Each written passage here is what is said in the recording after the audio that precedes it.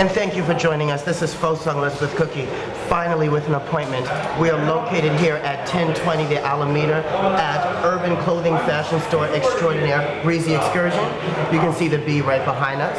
I'm sitting here with Nico Marquez-Tagle and Jeffrey Yoon. We're here to talk about our experiences in the fighting game community and how they come about becoming not only fighting game players themselves, tournament players, but an organizer and an avid supporter of the community. So I want to start with you, Mark, with you, sir. Let us know, what was the first game that you played, and how did you come to discover it? The first game that I played, it's hard to narrow it down, so I'm pretty sure I played games when I was younger, but the first fighting game I can remember I played was Virtua Fighter 2. It's definitely VF2. Okay, and at the time that you was playing Virtua Fighter 2, what attracted you to that game rather than others at the time? It looked realistic to me during that time. Virtua Fighter was like the most realistic looking fighting game at the time. Virtua Fighter 2 at least. It looked way better than Tekken did because it wasn't as blocky, and I don't know, I just kind of fell in love with the game after that. So when you played Virtua Fighter 2, was this in an arcade or was this home for the Sega Saturn? It was definitely an arcade. It was definitely the arcade. Because the Saturn version did not look anything like the arcade version. The Saturn version was a little dumbed down as far as the graphics go, but it was definitely an arcade. So definitely hold on to that thought. We're going to go back and talk about some of those older games that were in the arcade that made a transition to home consoles. So you, Jeffrey, what was the first fighting game that you played, and what attracted you to it? The first fighting game I played was actually Fatal Fury 1. And what attracted me to it was that my dad actually owned like a little coin-op business where he actually just started buying Neo Geo cabinets, and I just basically started playing whatever he had there. So he had Fatal Fury right there, and from there I just fell in love. So your dad owns a business? Okay, so was it a coin-op arcade? What kind of coin-op business? Coin-op arcade. It was just mostly like Neo Geos and like Striker and actually like other various fighting games and like other games too. Okay, so you come from quite a different background. A lot of us had to go to the arcade. You was living in the arcade almost. Most more likely, yeah. Oh, so you was lucky. Tell us a little bit about that experience. You have a dad who owns a semi-arcade. He's getting SNK games, so you know how expensive those cartridges was for the MVS system. How was that like? It was pretty interesting actually, because I actually spent more of my time outside playing arcade games actually more than, you know, just playing at home. Well, I did have stuff at home to play, but I just enjoyed playing in person more. So I thought it was a pretty cool experience. I thought it was an experience that I know for sure that I'll never forget. Awesome. I know that when I was growing up, my first game wasn't a fighting game, it was a puzzle game. It was called The Adventures of Lolo, but in Japan it was called Iggerland Mystery. It was the first puzzle game released by HAL Laboratories. In fact, it was HAL Laboratories' first mascot.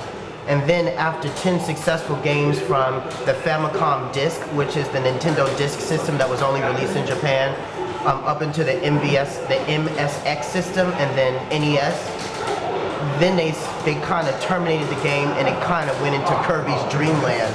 But Lolo always appeared in a Kirby's Dream Land game or Kirby's game up to this date. I wouldn't be introduced to fighting games until Street Fighter II World Warrior, and that was for the Super Nintendo. So all of us here, we've been in the arcade scene. We all have separate backgrounds. I'm originally from New York. I traveled here about 7 years ago and learned what the scene is like here in Milpitas Golfland, their final moments before they became laser tag. What was y'all experience growing up here in the Bay Area and going to not only Sunnyvale Golfland but also Milpitas Golfland, which over here was like one of their major arcades for fighting video games? I mean, for me, it was pretty cool because it was the first time I actually got to experience like the fighting game community as a whole, you know. Okay. Especially back then when everyone would just come out and play like on Fridays and Saturdays. It was really cool, and I got to meet a lot of my close friends actually in an arcade too. So it taught me how to be more sociable than I would be at school. So I'm born from San Jose, but I'm not actually from San Jose. Okay. I'm from Sacramento, so I come from the Sacramento arcade scene. Please explain. Okay, so being born here and always visiting, you know, my father back and forth in San Jose always had the best arcades. Whether it was Milpitas Golfland was fucking amazing, and what was it called before? It used to be at Great Mall. What was that called? Wonderland? Wonder Park. Wonder Park. Wonder Park was like the dopest arcade ever. But I was like really young at that time, like 6 years old. But when I actually started hanging out at the arcade, it was at the Florida Mall in Sacramento at Tilt Arcade. And so then that's just how I started playing fighting games. Tekken was really big at the time, and so was CBS2. And those are pretty much the main fighting games over there. Okay. So as for me, I started out with Chinatown Fair Arcade in terms of my tournament scene. When I first started doing the fighting game community, I was in the Bronx and I was going to a Blimpies. Blimpies is a sub sandwich shop that's a big chain all over the East Coast and into the southern parts of the states like Texas, Louisiana, Mississippi. They're still there. I guess it would be an equivalent to Togo's here. Okay. It would be equivalent to Togo's here, and I guess our Togo's on the East Coast is Blimpies, and a lot of our Blimpies had arcade machines, you know, and at the time I was playing Mortal Kombat 2 and I was playing Street Fighter 2, and at the time Mortal Kombat 2 and Street Fighter 2 was running neck to neck, and that's kind of what got me started into that whole scene. Now, as we started playing these games and getting more involved and decided we wanted to do more with this, and we thought that we would, what is, right now, your favorite fighting game? Out of everything you've played so far throughout the years. My favorite fighting game as of this moment, or right now, you know, it's tough. It's a toss-up between Street Fighter 5 and Dead or Alive 5, because that's what I'm playing. I'm playing both. So, I can't choose one. It's both. Okay. Yeah, I'm stuck. For me, it's a toss between King of Fighters 98 and Real Battle Fatal Fury Special. Actually, those two for sure were like my go-to fighting games. Moving this over to the SNK side of things, SNK was one of those companies that didn't get a lot of exposure here in America. The games were strictly Japan, but they didn't have a lot of American commercials, and so those who knew about SNK understood that it took a lot of money to invest in their games because they sold the actual arcade for your home. The console was an actual replica of the arcade, and because it was so expensive, most people opted out for Capcom games, which the home ports were a lot cheaper, along with the consoles that supported their third-party games. With SNK, I didn't get started with Fatal Fury Special until later. My first King of Fighters game was King of Fighters 95. I started off with 95, and it was for PlayStation 1. Yeah, I started a little bit late in the scene then, even though it was like 1997 when I got my PlayStation 1. Started off with KOF 95 for the PS1. It was the American release, and then I went backwards from 95 into 94. Understood that there was a whole slew of games like Kabuki Clash, Akari Warriors, Art of Fighting, Samurai Spirits, and I was like, okay, there's more to this, you know.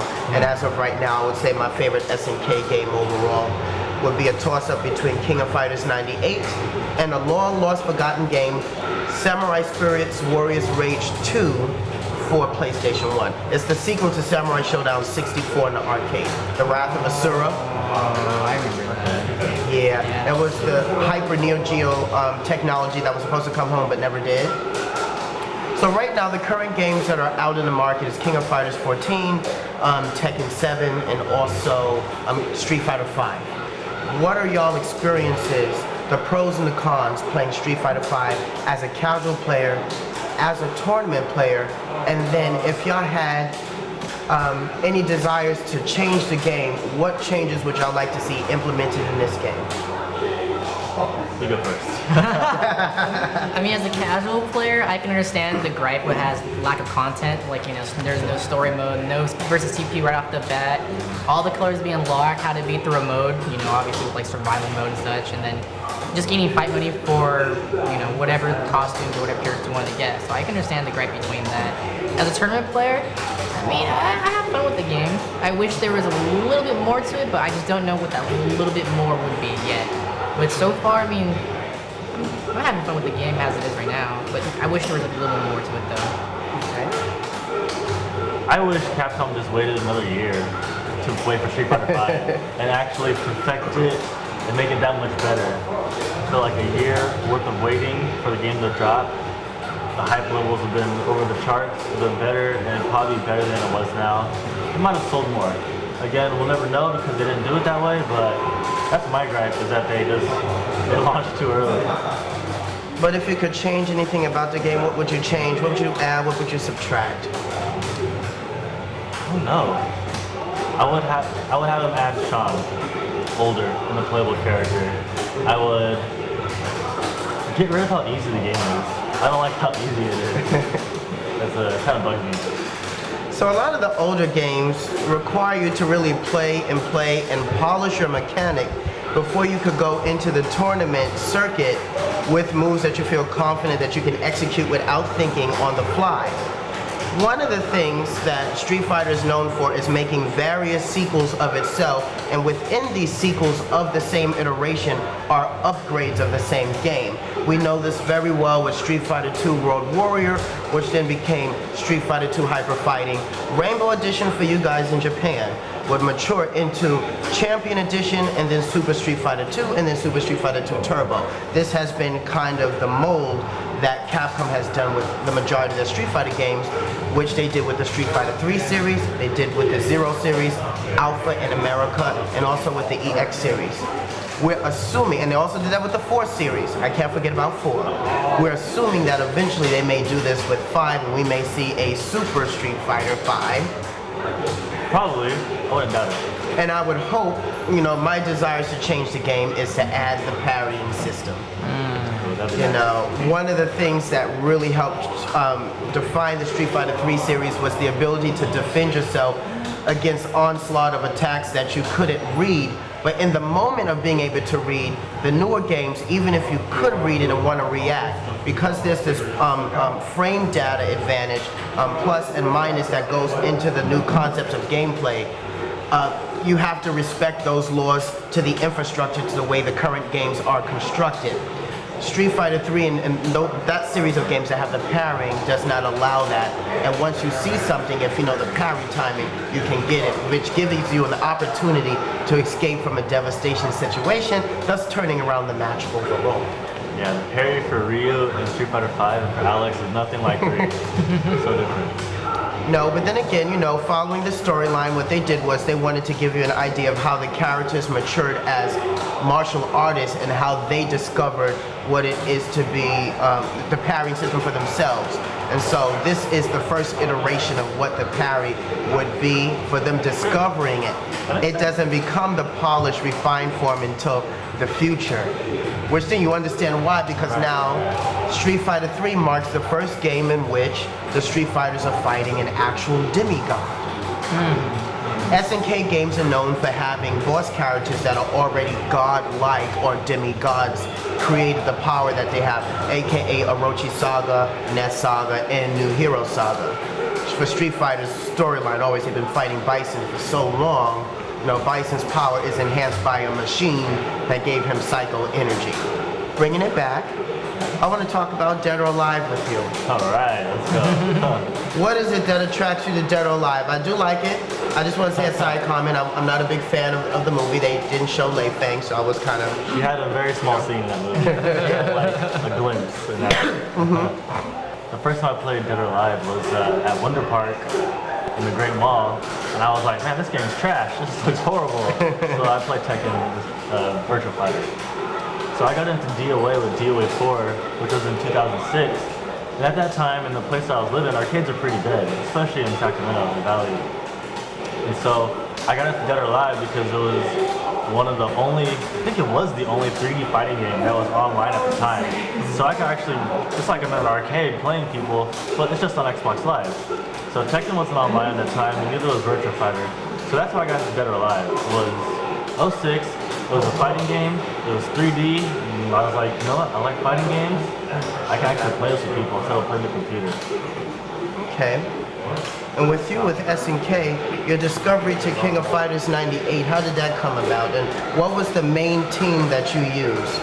So I actually played it at a flea market near my dad's place, actually, and that's where all the competition would be at. So from there, I just started developing my team. At first, my casual team was actually like Kyo, Yori, and Mai. And then when I started getting to know the game more and more, then my main team was Yashiro, Saisyu, and Kim. Okay. I remember when I first started playing King of Fighters 98, I was introduced to it on high level play by a friend named Ash back home in Chinatown Fair Arcade. Ash taught me everything I knew on how to play Vice and Mai and King, but his team was Vice, King, and Chizuru. And he was the best Chizuru I've ever saw. I don't think I've ever seen a better Chizuru to this very day. It'd be nice to actually see her in King of Fighters 14. You know, she's still alive, you know, she's still holding on to the mirror. For those of y'all who are still following the storyline avidly, she still has the mirror. With Dead or Alive, I didn't get introduced to that until later on with the Dreamcast in 1999, 2000. I got a Dreamcast and then I ended up having the default game that came with it, which was Dead or Alive 2. Oh, I did not know that was a default game that came with it. It was. When I played it at the time, I picked Lei Feng because I'm into the whole Chinese culture thing. I like the Chinese Mandarin collar, and you know, Lei Feng had, and I'm like, oh great, she's the girl for me, and I kind of just said fuck everybody else. But I went back and played with everyone and saw how I felt, but Lei Feng still remains the character that I play with right now. I remember the first 3D fighting game I played was actually Battle Arena Toshinden. It was the first 3D game advertised with the PlayStation 1 back in '94 when it was released. You know, and that was kind of fun. So on a different note, where do you guys see yourselves in the future? You as a tournament organizer and a manager, and you as a tournament player, what are y'all goals? What are y'all hopes for the future? What do y'all want to do? My goals, I have two different goals.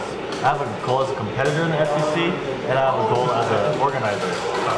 So my goal as a competitor is to actually win a major just for DOA, just one. And I'll be settled. You know, I can retire happily. Probably not. Also support. But my goals as a tournament organizer, I want to host a major one day. You know, it would be nice to get another big West Coast major happening over here in the Bay Area, besides just NCR. And that is actually a long-term goal of mine. Maybe step away from the weeklies, perhaps. I don't know, we'll see. My definite goal as a TO is to host a major. For me, just keep playing and keep growing as a player. You know, like this is a fun hobby for me, so you can see myself maybe just getting top 8 at a major. That's probably gonna be a goal of mine. And then from there, just keep working as my side job right now. Just keep playing. Okay. So one thing that I want to mention before we close out is the idea of an EVO Japan. I was just in Japan not too long ago. I was there for about 13, 14 days. I got a chance to see something that I hoped I would see that was always speculation, but ended up being true when I was there. That the older games have a far more importance than the newer games. So all the Street Fighter 2s, all the old X-Men games, all the old original fighting games still have a bigger relevance than the newer games.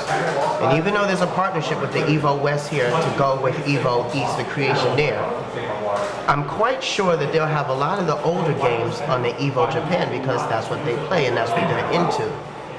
What older games do you guys feel confident in that if you had the opportunity to get to Japan in the next couple of years for this, momentous event, what would you want to see, or what do you think you can play in? I want to see Dead or Alive 5 at EVO Japan. I know it's not an older game, but I always see that the community for DOA 5 is bigger in Japan than it is in America. So I actually have my fingers crossed that is one of the games in the lineup. As far as older games go, I want some classics. It would be nice to see Street Fighter 2 at EVO, or even Third Strike again for EVO Japan. But I want DOA 5 to be there. If it's there, I'm going. Bottom line. I know for me, I'd definitely be confident in Real Battlefield Fury 2, KOF 98, Last Blade 2 for sure, and I'll like Third Strike, so I'll see how far I get, because I'm pretty confident in Third Strike. Okay. Oh, CBS 2. CBS 2. That would be nice to see again. We all hope that one day there's a Capcom versus SNK 3, along with another Rival Schools / Project Justice game, and another Darkstalkers game. But since we're running off of the Street Fighter V engine, there has been speculation that we may have some more Rival School characters making an appearance, not only just as background characters, but as replayable characters in Season 2. There's also been a hint that there possibly an agreement between Arika the owners of the Eureka characters for the Street Fighter EX series. Those characters include Skelomania, Dotrin Dark, Durn Mister, Hokuto, Blair Dame, Cracker Jack, Purna Pullum, and let's see, Area, Volcano Russo, just to name a slew. Those characters belong to Eureka, but the idea that there is an agreement in the background going on between Capcom and Eureka, there's an assumption that there will be these characters in Street Fighter V. I know y'all don't really play EX too often, but if that was to come to be what EX characters would y'all want to see in Street Fighter V? Yeah. I think everyone wants to see Skullomania just because he looks cool. But realistically, dude, what was the Chuck Norris character? The purple gi? Bring him back. Alan Snyder. Alan Snyder, he's the man. Oh, yeah, I remember Alan Snyder now. Like, just bring him back and let him have a super where he just punches someone through his beard and we're good. Yeah, Alan Snyder and Blair Dame co-starred in their own separate fighting game, only released in Japan, called Fighting Layer. You can find this at muparadise.com, which is a ROM that's still working for MAME home arcade emulator. Okay. Yeah. Fighting Layer, Alan Snyder, Blair Dame are in that game. It's a fighting game? It's a fighting game. I never heard of that. There are a lot of fighting games that were only released in Japan that never made it, but a lot of the ROMs, some people have ripped the ROMs from the Japanese scene and actually put them online, and you can run them through the MAME arcade. And I think one day I'll come here to an event with you guys and showcase Please. these games for people to just play and have fun. Definitely. I'll be down for that. Personally, for me, I feel if I was to add any extra to the Street Fighter V, I would want to see Hokuto. Okay, yeah. Mainly because I need something to make me more passionate about the game, and I know I get annoyed with Laura a lot because Laura has that elbow, but Hokuto was the original chick with the elbow strike. So she was the first one doing that. So I would want her, and then she has a counter too to catch everything like Geese Howard. So it's like I could catch Laura's elbow and that'd be it. We'll see. We'll see if Eureka even allow the characters to be in the game. So fingers crossed for that. So all right, thank you for joining us. This is Fosung Elizabeth Cookye here at Breezy Excursion, urban clothing store extraordinaire, located here at 1020 the Alameda in San Jose. I thank you guys for joining us, and we look forward to your committed continuity within the fighting game community. We hope to see more of you. Well, thank you. Right. Thank you for having me.